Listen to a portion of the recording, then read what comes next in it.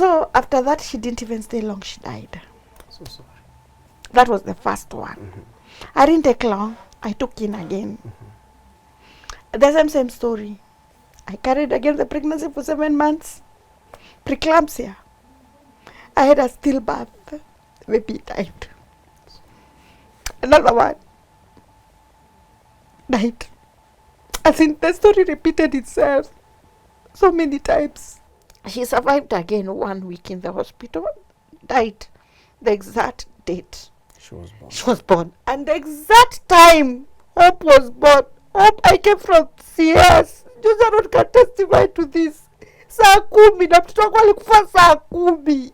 Nika lose hope. If na lose hope akaenda na joy. Ile kitu kutoa hapa hope ni picha. Hope onyesha picha. After kutazakana hope format aliniacha hivyo.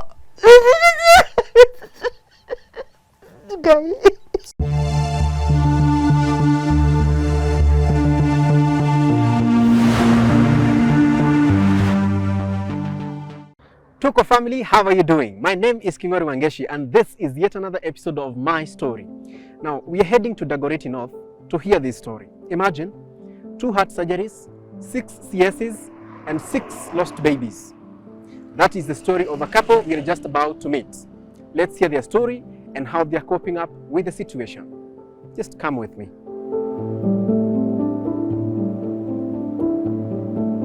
Thank you very much for allowing us into your beautiful house. We actually love it. And kindly introduce yourself to our audience, to us. Okay. My name is Margaret Wamaitha, Mrs. Muthiora, a mother of 6 kids and feminist.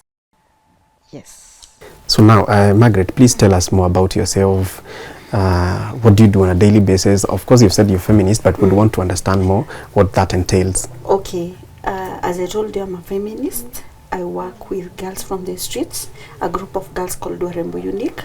It's a group that started far back in 2009. I was working at Dagoretti Empowerment Center. That is one of the CDF's projects, and Mheshimiwa Bedmugo. So I was given a target to work with the youths. I tried the boys who are using drugs, but it never worked well with me. I had a passion with working with girls, single girls from the street. Then I got myself, something just happened. The girls who came in, they're girls from, they're sex workers. From the age of 17 to 30. 17, the underage. Yes, underage to 30 in the village, from within our village. Then we worked well, kabisa, because we had something in common. By then, I had a child that I got at home. So you see, all of us, we had something in common, that we were single parents by then. And we could relate easily and share our experiences. And out of the group, we didn't even know what we wanted to do, a part of the focused group. But out of it, we noticed what else can we do, a part of sitting down and just sharing our experiences. We came up with an idea of doing beadwork and making soap and counseling. So that was an alternative by then. Imagine we started a group with 10 girls, then the group ended to have 50 girls. Wow, that was growth. Most of the girls would face the same challenges.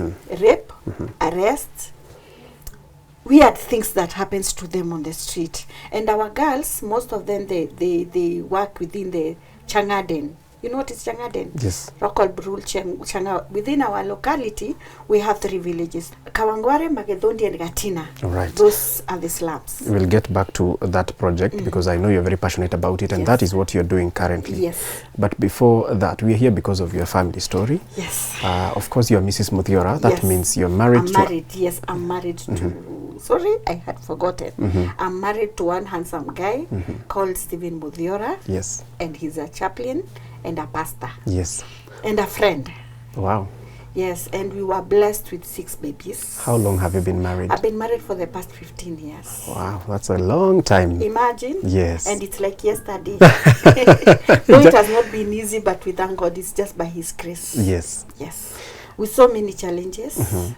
The biggest challenge is about the issues of babies. 2010. Yes. Towards the end, And I noticed during the pregnancy period, I started swelling. My hands would swell, my legs would swell.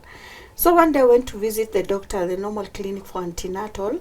I was told I need to go and visit. I was given a referral to Kenyatta. I went to Kenyatta, and the pregnancy was only 7 months, not even exactly. I think it was 6.5. I was told it is an emergency. I was supposed to be taken to theater. So I went to theater, but as you know, I wasn't told much. But what I heard them saying, it is preeclampsia.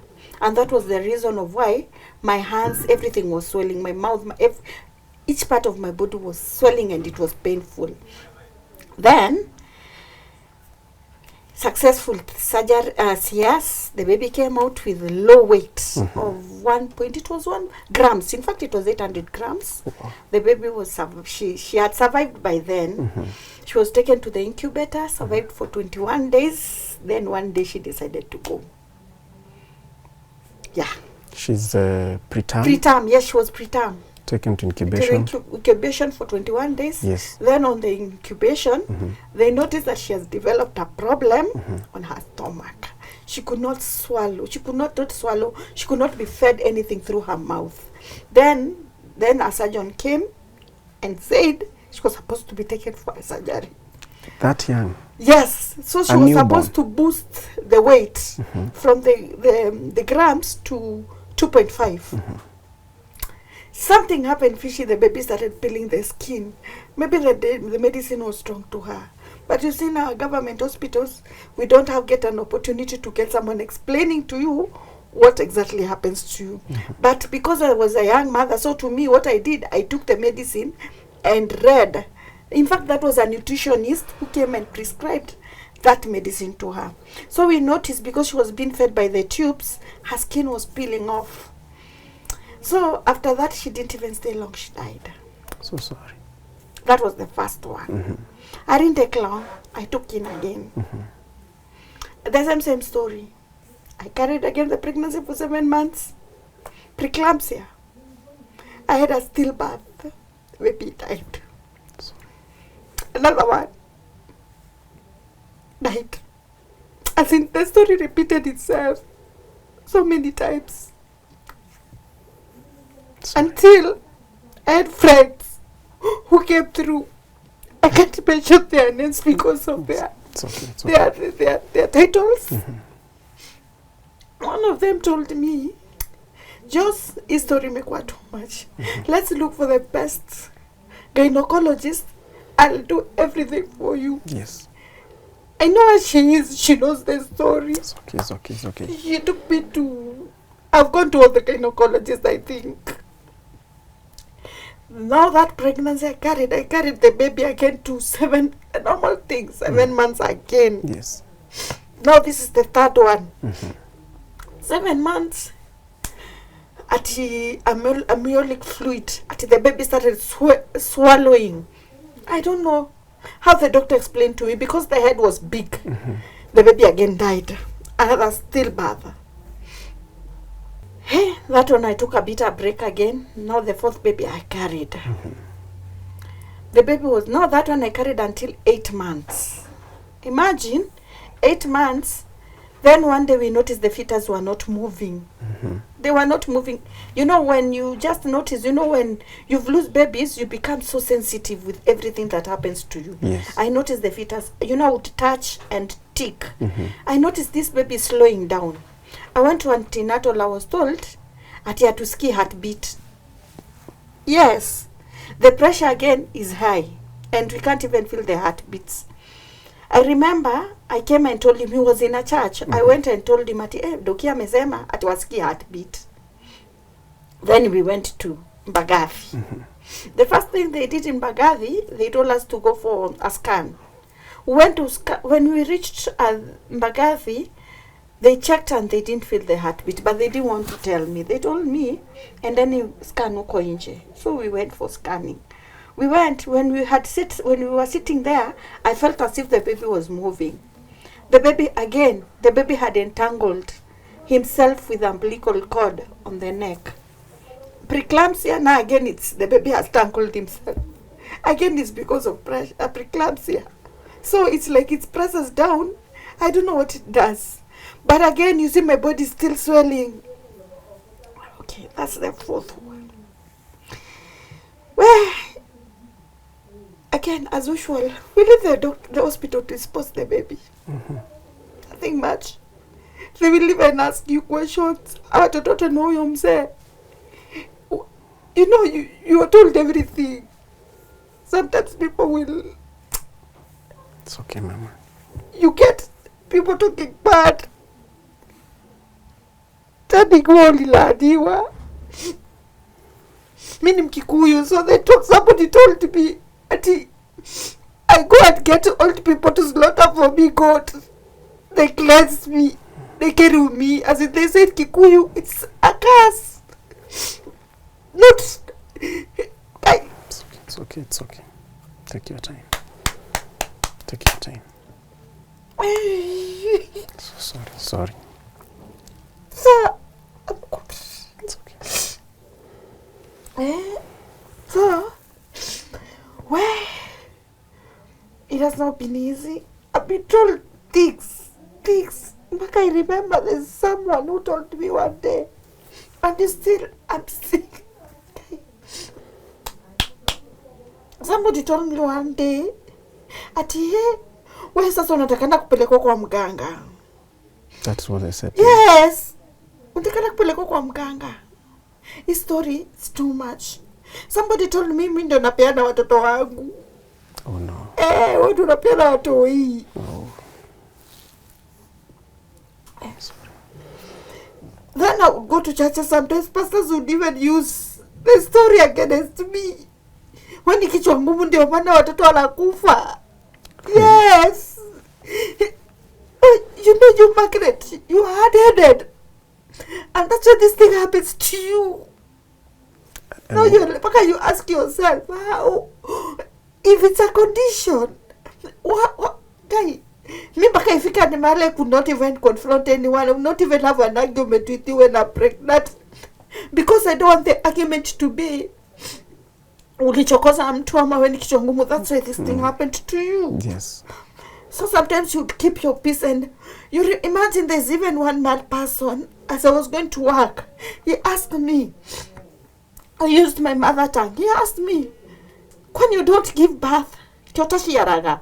As in, because every time he sees me when I'm pregnant. So to him, like, kyotashi yaraga. You know, like, you don't give birth this pregnancy. You know, to him, he didn't understand that I carry pregnancy. When the baby dies, I carry another one. So to him, he thought he's the first one I've been carrying all this long. Now the fifth. The fifth, she's the one there. The one on the wall, yes. She's called Hope. I called to Hope with a reason. Yes. Hope, I carried her pregnancy. Sorry. Guy. Sorry.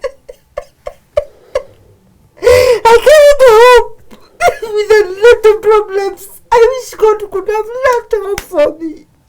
Mimi nitaka kumwita Tumaini. Malaki, she was my hope. I have a reason of calling Hope. But how could I get to Hope? I carried Hope until 8 months. But now this pregnancy, I don't care. I didn't want to go to antenatal. I stayed. I remember even the first antenatal, my husband took me by force. He walked me in the morning and he told me, "Leo tunaenda clinic." Because it's like, I was scared even to go to the hospital because the stories, I knew I was feeling the pressure. I would see the swollen leg. I would see the fingers swollen. So I didn't want the doctors again to tell me something bad again. So what I did, I stayed. I remember even I went to look for a book, antenatal book. Imagine, to that extent, I read for myself because I know. You know, if it's blood group, you know everything. So you can read for yourself, which was not possible. My husband took me here. I thank God because of my husband. He was... Hakuna skwaleni achilia. Hata watu wangesema nini. One thing he was telling me, you're my wife, and God knows the reason of why we are going through this. As in, he was the only person that inaitwa backup system. You know that you have, somebody has your back. Yes.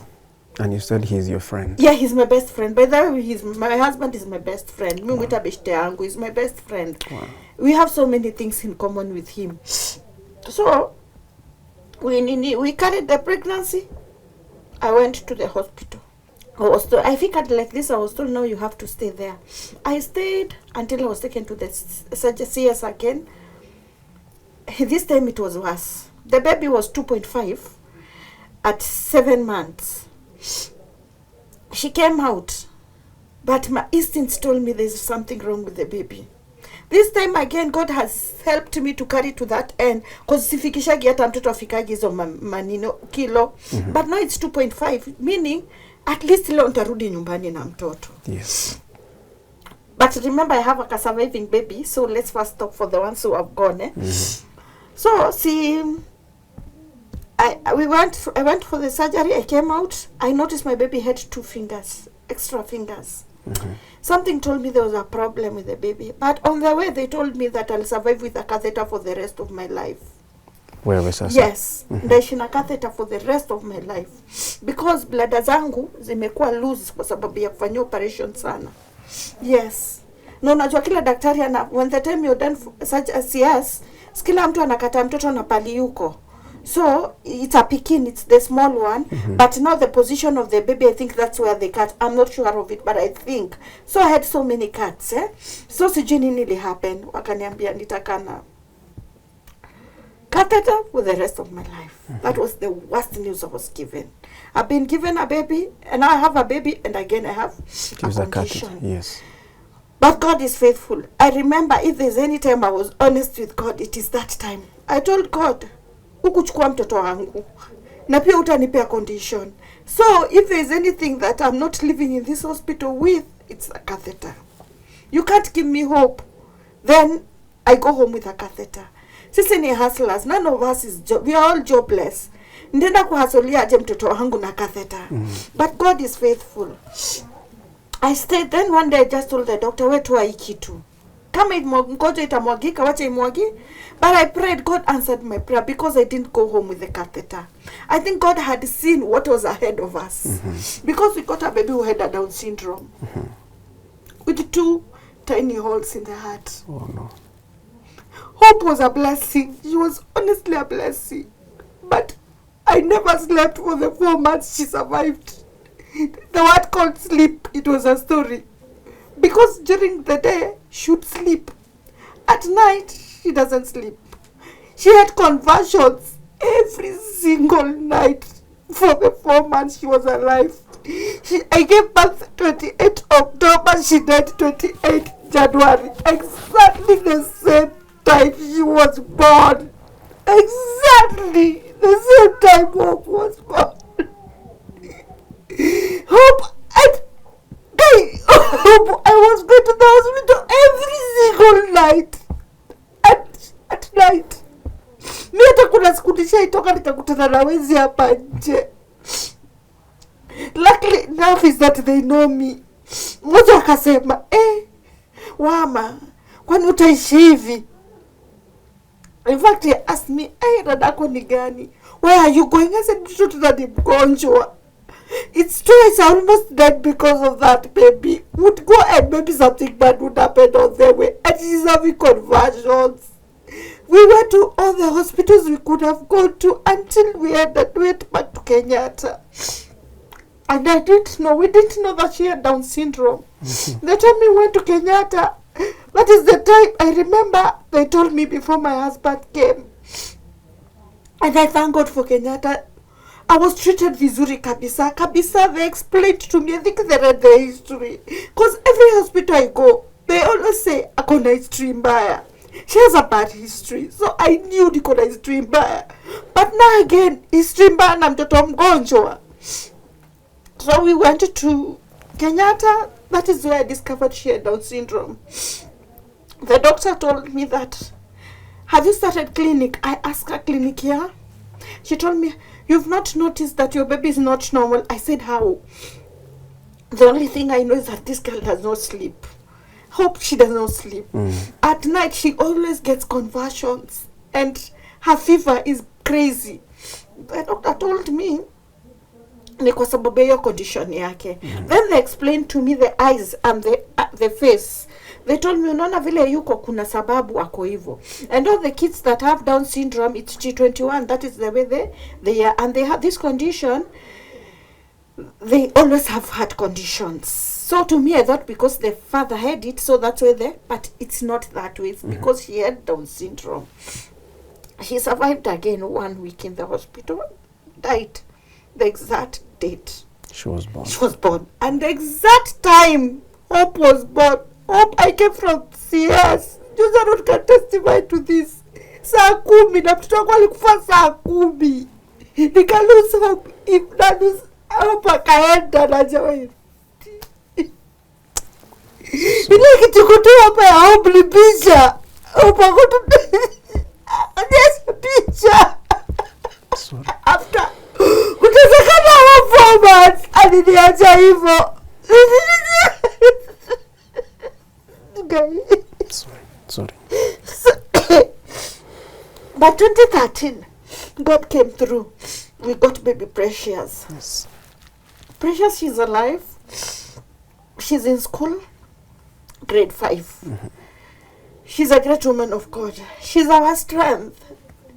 I always tell her that she carries the other 5 kids in her. She's our everything. Yes. And a girl that fears God. Yes. We've raised our daughter in a way that she can't leave that house without praying. She knows if she doesn't pray, she will die. She knows.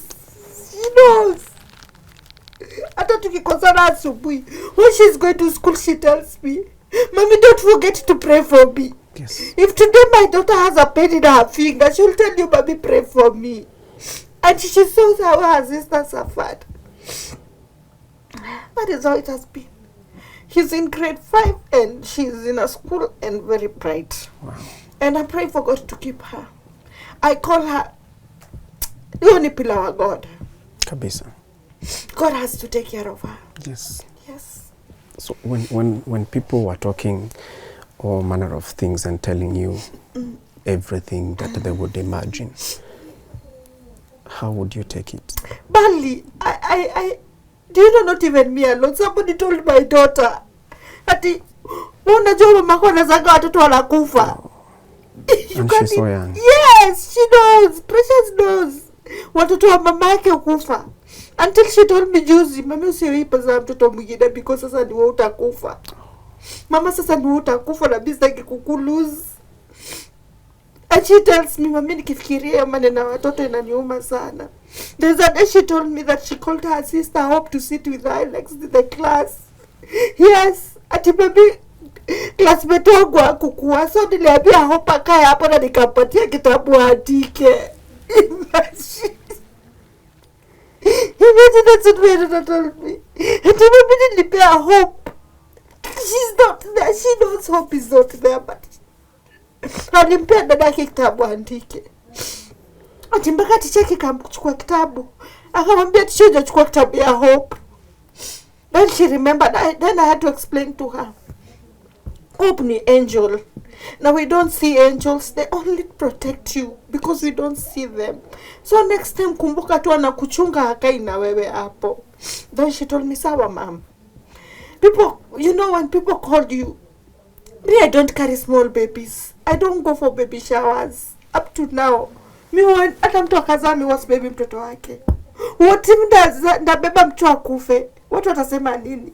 What if ndakuja baby shower yako kitu yako mbaya ifanyike? Me, I don't. Even my friends can testify to this. I don't carry their babies. I don't. Hata ukiwa close kwangu.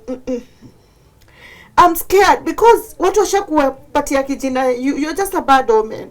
So ungekuwa kama ungefanya uwezi. Ukiona mtu na mtoi akizona wambega tu congratulations, like now my friend has gotten a baby, I can't go see the baby. I'm scared. Hata yeye mwenyewe ujui atafikiri, even her personally, you don't know what she'll think of you. She knows the story. Unaweza beba mtoto wa mtu aanze kusneeze waseme ameleta ile spirit yake wapi?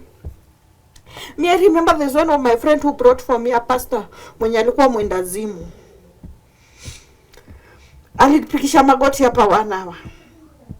But out of it Mungu alijibu maombi. And my friend knows this. Tuliomba hapa na huyo mwendazimu. Imagine yeye akileta hapo anajua pastor alichizi. But later umbe pastor alifia tukaga kitambo. But God heard our prayers. Because me, one thing I believe is that whatever is happening to me, it was targeted to me. But God overturned it. Because maybe hiyo preeclampsia ilikuwa ni mimi niue. But sasa unaona nachukua watoto na niacha. But sometimes you even ask yourself, why you? Because the baby will not have carried the shame. Because people take in the society, when a woman loses a baby, there's a problem. Oh, mara ulitoa mimba mingi. You know me, I've been told everything. Ulinyang'anya na bwana. Ulitoa mimba mingi. Oh, uliingia kwa kanisa mashetani. Oh, it is a curse and rudi home. Me, I remember I even told my mother, Mami, ka kuna kitu nishaifanya wrong, please.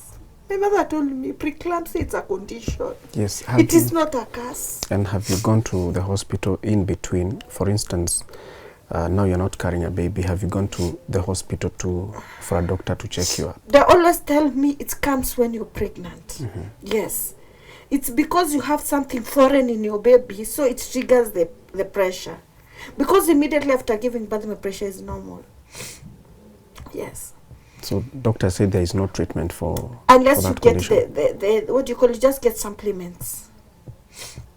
And are you taking them now? No, I don't want another baby. Okay. I'm used to watoto nimalizana nayo. Kind of precious. I kind of precious. I don't want. So many CSs again. The last one was the worst. It was me for to go if it was not for God. How many CSs? 6. 6 of them. Yes. Okay. So sorry about that. Thank you.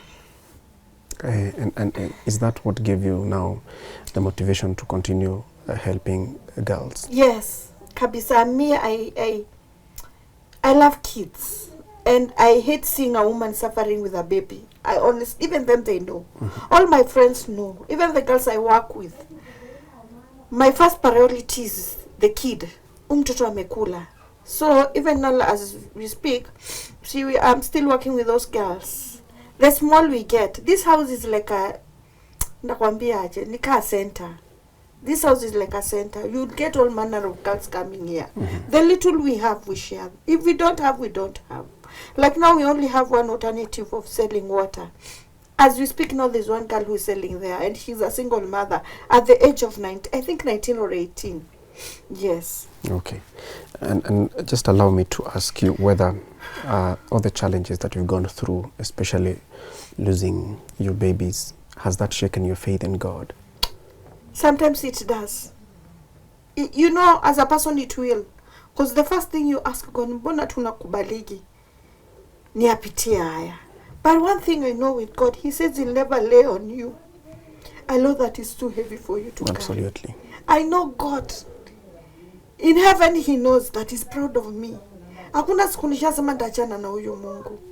Because that is the only strength that gives me to move on. Because hata vitu zikikuwa ngumu aje mimi hujiambia, if it was not for God. Because even the doctors will tell you, wewe uko na Mungu wako. Who else will you run to? Just God. Society have called you names, but yeah, sometimes you ask God, why do you allow me to go through this?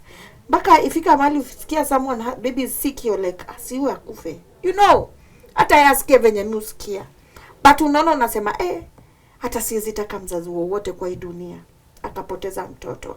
If there's anything I do, I pray for women in the kids in the infants in the incubator, and for every other woman who goes to theater, because I know what happens there. Fear yangu kubwa ni kusikia mtu amepoteza mtoto. Do you know, up to now, me, I don't go stories for people who lose babies. I don't watch their stories. Even a sick baby, I don't see. In my Facebook, unajua ile unapita mbio mbio. But if it's to type amen, I'll type without reading the story. As long as nimeona tu mtoto, amen. God just heal that baby. Yes. And you've said right now that chapter you've closed. I have closed that chapter completely. Yes. Hapana siwezi taka tena. Hapana. And when you're going through that, have you met people like you or who are going through the same? I have people like me. I have friends even in the group that are like me. Yes. How do you Like now, talk to anyone each who other. loses baby, they are given my number. Yes, they are told, hey, Wamali, they call me Wamali Toboa. Wacha tukupatume. I remember one of my friends also has is different because it's a cervix which is loose. So anytime she holds, it comes out. I went severally and I told her, God is having, God one day God had to come through. And I remember the time she saw me, I feel, amepata mtoko na story real, you can relate with. Because maybe other people, she didn't have anything in common to share with them. But the time I came in, we could cry and share. And at least mko na kitu ya kusema, si wewe peke yako. Mimi niko hapa, I've gone through this severally. I can count 1, 2, 3, 4, 5, 6. Sweetheart, kama ukosa mmoja jua to God is with you. And her, she has lost the second baby and she had refused to eat for weeks. So I walked with her. We went to the hospital and the service was, I don't know, they had notes and I believe she's almost due. So anyone who is going through the same can contact you? Yes, they can contact me. For a word of encouragement? Yes. I'm ready. I'll walk with them. Yes. I know it's not easy. I'll give them a shoulder to lean. I have their backs. I also had people who had my backs. Yes. Yes, I have friends who tell me, oh, awe lia. But though, understand kabisa, but awe wama lia. But unaona wale the ones that we've lost babies, sometimes aunaga right words. But ukipata msee tu ata kuhug tu. Anaelewa. Akwambie msee kitu ni noma, but God akona sisi. Sometimes I always tell most girls who have lost babies, and even women, that it's better for the water from the pot to pour than the pot to break. Because the pot will carry another water. Yes. But if the pot breaks, it won't carry. Yes. Yes. And it gives me strength. Yes.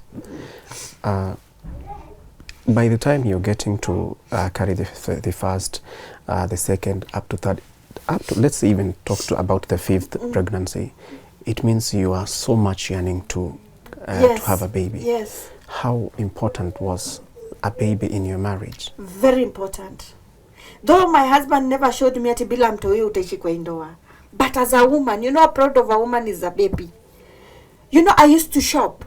Every time I lose a baby, I'll take my clothes to children's home. Mpaka siku moja nikajiuliza, if it is a ministry, let God now tell me clearly. Kuwa bala niluzu mtoto ndo nipeane, then I start it. When I have money, I buy, I take to children's home. Because that's what we normally do. And something funny, for the 6 babies, I was shopping for them. So every time I lose a baby, I remember, mtaa kuna dem. And stories in our communities, they are funny. Either a girl was raped or a guy has impregnated her, a teenage pregnancy, she's been left. So you take the clothes to them.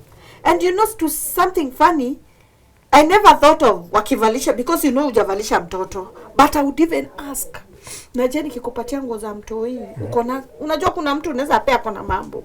But something funny, God led me to the right people, because I was not giving those ones that I have. I'll give somebody who is in need kabisa.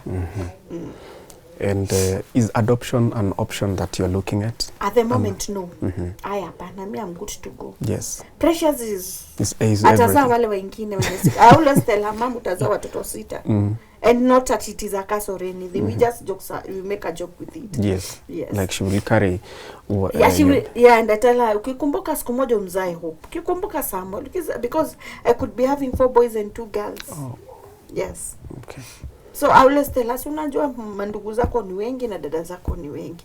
Even one time, sometimes when she felt, she feels like, mami, kitu unamwambia mama, utazaa watoto wengi. Ati mama, mimi nitapata tu wawili. Unambia mama na wangu wawili. At least you make jokes out of it. Yes. Yes.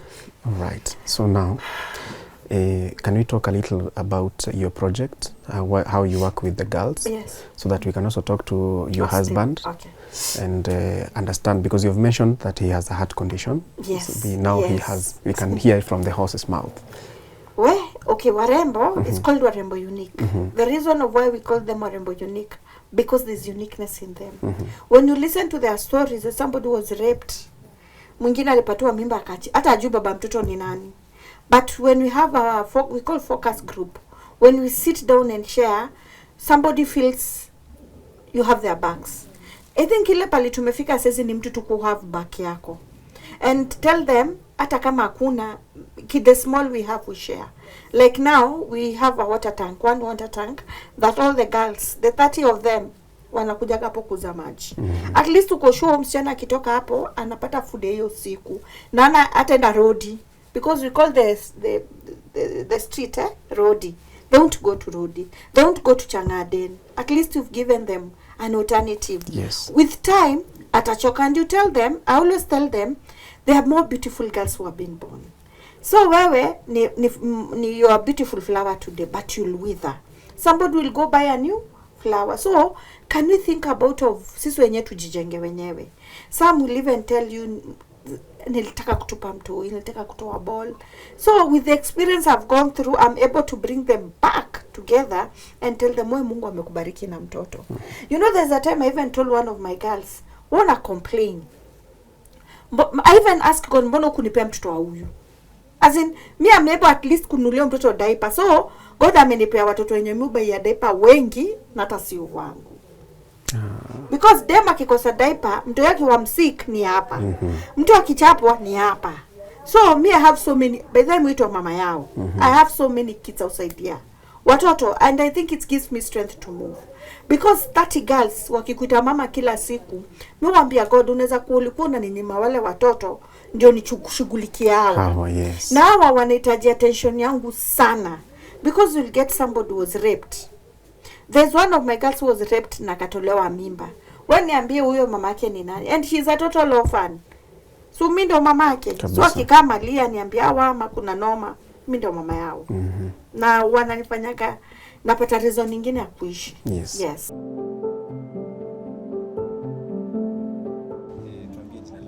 Naitwa Velin Emma. Very anafanya kazi gani hapa? Nauza maji. Ulianzaje kuuza maji? Ulipatanaje na Wama? Siku hizi nasikia mnamuita Wama. Mimi nilikuwa tunatembea, mimi niko na mtoi mmoja. Nilikuwa nimezaa, mimi tukachana na baba mtoto wangu. Sasa nimeteseka tu kumtaa. Ndio Wama kanichukua, hata nilikuwa saa zingine baada hata nishafika nikajiuzanga. Nikajiuza. So Wama balona hivyo life yangu mpaka najiuza huko mtaa. Nimeingilia madrugs akanichukua. Ndio akaniingiza kwa hii group ya Warembo Unique.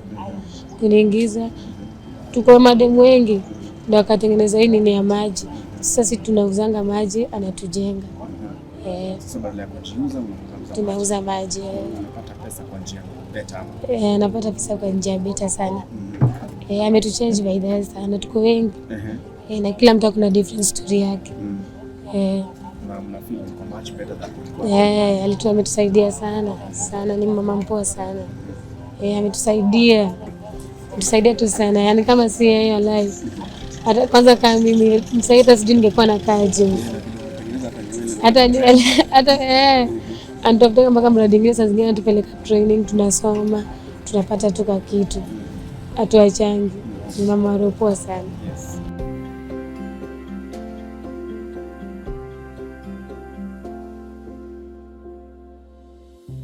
Asante sana Wama for sharing with us and expressing yourself through as we talked through this story. But as you say, God has a reason. You cannot be given a load that you cannot carry. It's true. So we wish you the very best. Thank you. Even as you bring up Precious. And we also wish her very best. Amen. So that she can become a woman of integrity and be your pride as a mother. Amen. And I like how you started by saying that you're a mother of 6. I was expecting you to tell me this one is in grade, but I did not know it is behind you. But we thank God for you as well. And I like how you see it, that the pot is not broken. Yes. It's just the water that is spilled. Yes. So we wish you all the best, ma'am. And also thank you so much for your time. Yes. And thank you so much for even having me. Yes. And even for hearing our call. I know we don't take it for granted. At least somebody somewhere will be encouraged. Yes, yes. And they can get back. We have their bags. Yes. Those ones who feels that ngori kuna noma huko nje, see we have their bags. Now, if anyone is out there and going through what you have gone through, how can they reach you? I have my number. Yes, please. 0720 340 781. Yes. And if they come to Dagoretti, In fact, even Dagoretti South, utaambiwa Wama ni nani, mama yao ni nani. Me am known kabisa. Niko na majina mingi. Please repeat the number. You said it so fast. The number is 0720-340-781. All right. Yes. Thank you. Mbarikiwe sana. There's something that I have asked me to do to people, or to do for people who have such a heavy load. The only thing I can offer right now is a hug. Wow. So, Asante sana. Thank you. Thank you. It will be well. Thank you as well. You're a great woman. Amen. Thank you. Best yangu. Asante sana. Najua it has never been easy. You're the best man, the best husband, the best friend. Regardless of zile stories zote ulishoiwa juu yangu, ulistick na mimi. And you've always stuck with me. Me ni naughty girl, but best. Sini team strong. Mimi nakupenda sana. So mimi nakulombo to. Nakulombo to sana mtu wa mimi. Kwenda. Nakupenda. So mimi nakupenda. Nakupenda. Na asante sana. Thanks. Wewe ndio hata maisha yangu ingine ningetaka tu bado kuwe bwanangu. Lakini wewe ni kichwa ngumu, but mimi nakupenda. Wenye tuna kichwa ngumu yako. Yangu mimi nitasemaje? Nimejua tu itakuwa ngori kusema. Sema tu leo nakusikiza. Kwa sababu nikucheki. Acha niseme hiyo mbali Mungu ametuweka pamoja. At least imegharimu mkono wake. Amen. Hata mimi nikipitia hospitali ulikuwa hapo. Hata mbali hizi. Hata hii kungara yote ni wewe. Hata hii kushiba yote watu wanaona. At least wewe ndio umenipikia. At least ulinitoa mbali hata wakati nilikuwa nakunywa. Ulitembea na mimi. Kwa hivyo unajua mipango ile Mungu ako nayo juu yetu ni mingi. Na hivi karibuni pia tutakaribisha Tuko family. Harusi bwana. Tunayo. Hata kama tutakuja wawili, but all in all, Mungu tunajua ako na mpango. Kwa hivyo nakupenda sana. Wow. Chopela. Kwa miaka 15 haikuwa uongo. By the way. Kwa hivyo hiyo ndio testimony yangu kwako. Asante bwanangu. Karibu. Kimseki yangu. Thanks. Motio. Thank you. Mr. Muthiora? Yes, sir. Pastor Muthiora? Yes, sir. How are you doing, man? I'm good. Yes. Karibuni sana. Asante. We appreciate that you have invited and allowed us to come and share your story. To come so that we can share your story. It's quite a heavy story. Yeah. But we thank God that at least you are using the story to encourage other families, other couples. Yeah. Yes, maybe just to start off, we talk a little bit about yourself before we go to the story. Yeah. Yes, what do you do on a daily basis?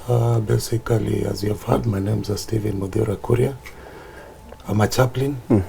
Basically, that's why the voice. Not necessarily, not just preaching, because I've undergone 2 surgeries. Oh. So during the surgery, it interfered with the vocals. Okay, sorry. So basically now you're mixing it with preaching. So there is where the voice, at least you can hear the husky voice. Yes. So to me, I call it my testimony with God. Oh, yes. Yeah, it is my covenant with Him to always remind me where God has taken me from. Yes. So that is who I am. And I always stand with the book of Hebrews 10:21. By the time tunatoka hapa, tumehubiriwa. Hebrews 10:21, which talks about we should not leave the confession of our faith. Because kitu ya kwanza ukipitia mambo magumu, what the enemy comes for, it is your confession. Why me, God? Kwa nini? Napitia haya. So we do not want to partake ile kikombe ya Mungu ambayo it is so painful. We just want the good things from Him. Yes. But He remains to be God. Yes. Yeah. Wow. So basically what we have undergone, it has taken the hand of God. Sure. So this far, it is Him. It is God. Yeah. Now, it looks like a cycle of a challenge, another challenge, and another challenge. Yeah. Now, it is you who has a challenge now. Yeah. That is last year. How are you taking the challenges of Wama, your wife?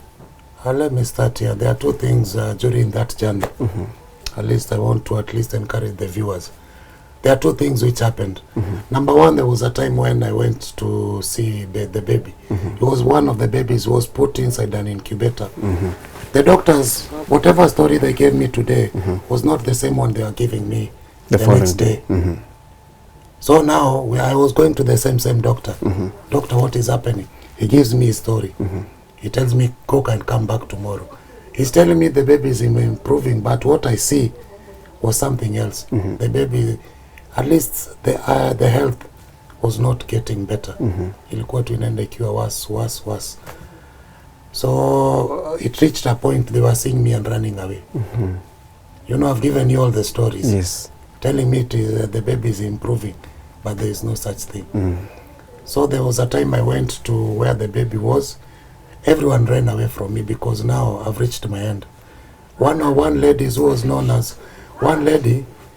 known as a matron, just came, an old lady came to me, spoke to me, and told me, Baba, don't worry. She used the Kiswahili word, Baba usiwe na shaka, Mungu akona nani akona wewe. Hata tukikwambia mambo yote, you can see for yourself that the baby is not getting better. I told her, I've been waiting for that, because at least you have told me the truth that I can be able to see. Yes. So one story after the other, that one passed away. The second issue was about my dad. When I was told that the baby died, because of losing too many babies, when my father came, he did not have any other story to tell me. He just said, Muthiora, kama kungekuwa na kitu ingine ningefanya. But now, pole sana. Because even him, he was helpless. What I'm trying to say is that sometimes when you're going through these things, you do not have an answer. And the easiest one is to let go of God. Like I said, the book of Hebrews is saying, never let go the confession of your faith. Yes. Because the day you start cursing God, asking too many questions, tomorrow you'll just deny him. Yeah, because you need to allow him to lead you through the process, because it's a process. Right. It's not easy, but that cup God chose for us, and that is what we partook. And we are here testifying of how far God has brought us. Absolutely. Now, when we were talking with Wama, your wife, she said that you were her best friend. Yeah. How important a husband is to a wife or to his partner when that partner is going through challenges like Wama's? I think by the time you're coming to get married, I would prefer if you are friends. First be friends. Because in marriage, what you are going to learn, if you're not friends, there is a challenge ahead. Because when things are going to get tough, because even me, my friends were telling me, get another wife. Wacha abaki, akue, to continue being my wife, but I can be able to get other children from outside. I remember even my mom and my aunt, where we were going to church together with one of the bishops. Already they had looked for me a wife. They had identified it. They had already done everything. Sasa me and her, we did not know. But now the question was, how are they going to come and break that news to me? That is where the problem was.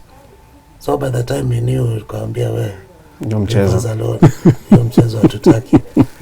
So we are given a lot of things the way they are supposed to be done. But we always say it was good advice, but in a wrong way.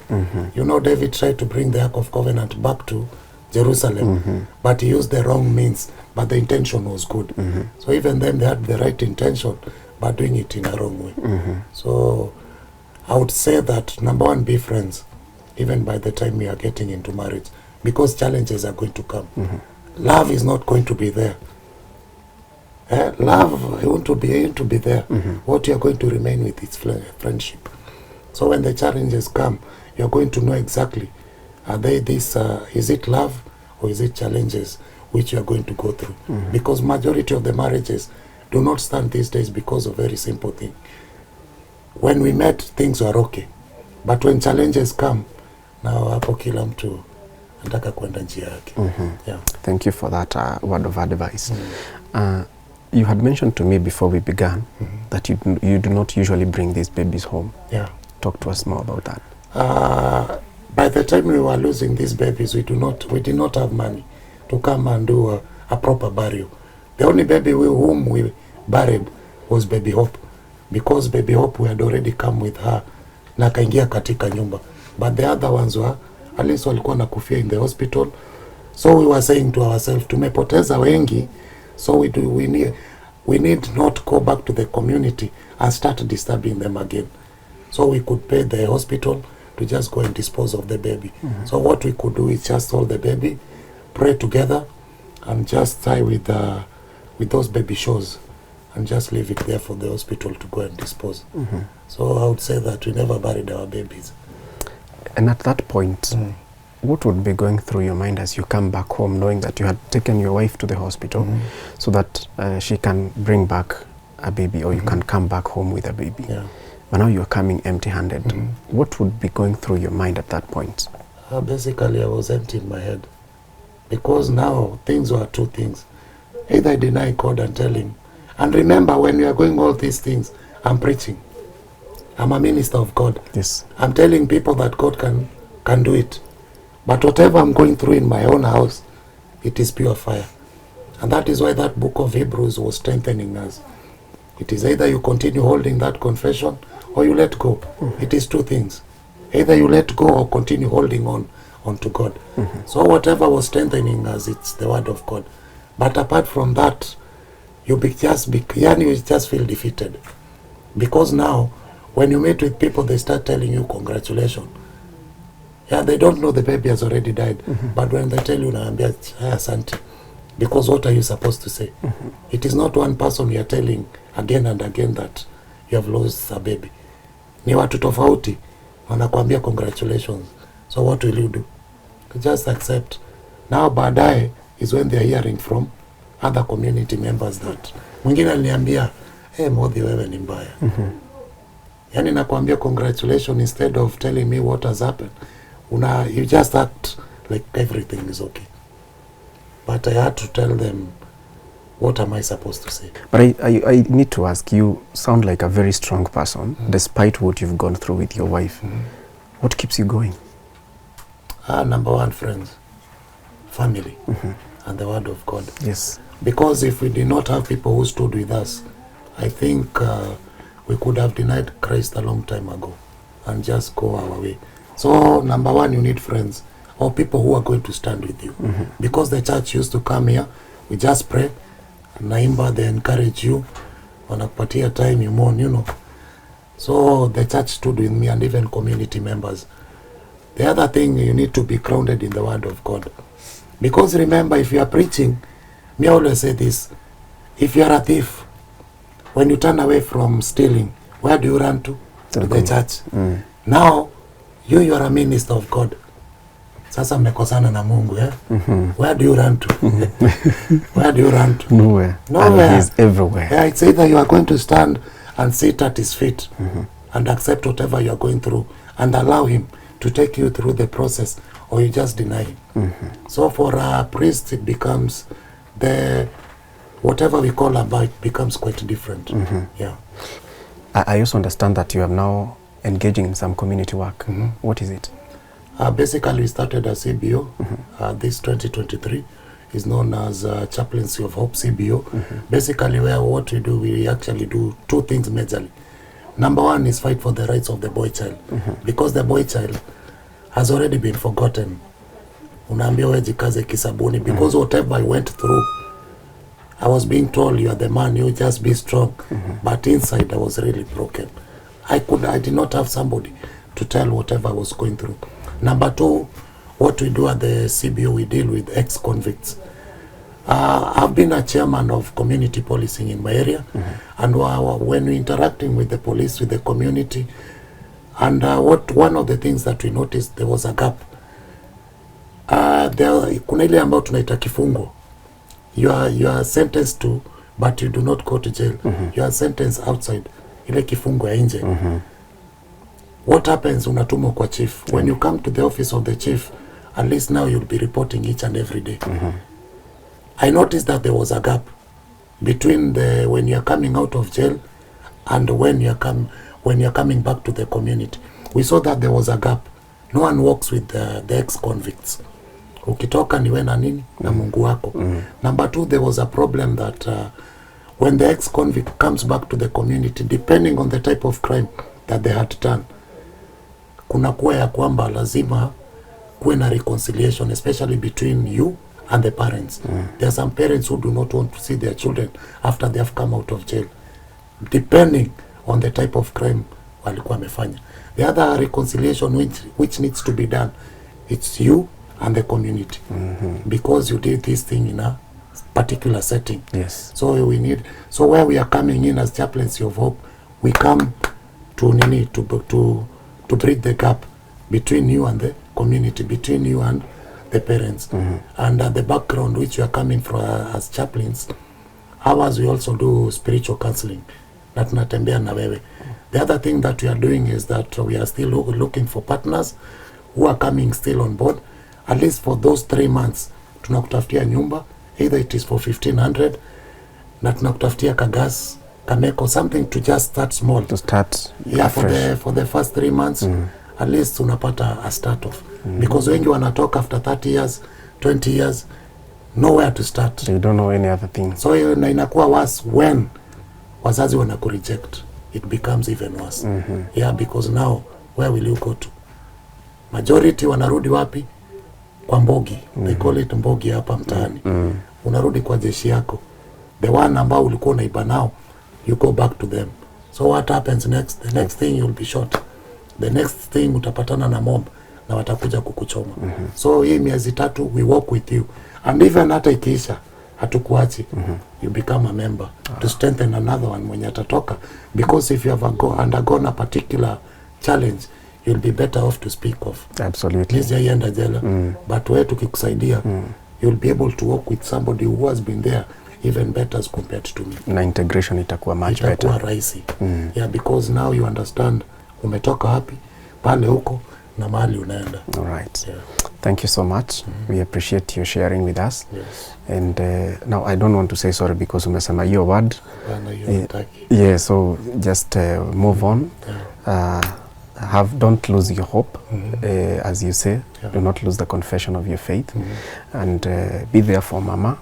I think she relies so much on you, and in as much as she relies on God. So as strong as you are, I pray that that strength will not come down. Amen. It will grow stronger. For her, even for yourself, for your family, and for Precious, because and the other people that you're helping in the community, both in her project and even in your project. We wish you all the very, very best from Tuko family. Sasa wewe sitakuhug, nakwambia strong man.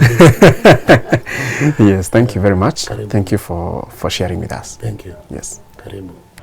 Now, despite the challenges that Mr. and Mrs. Muthiora have been going through as a married couple and as a family, they say that they are now focusing their energies on empowering the community within which they live. For instance, this water vending project that helps to rehabilitate and empower girls who have been selling themselves or rather engaging in commercial sex work.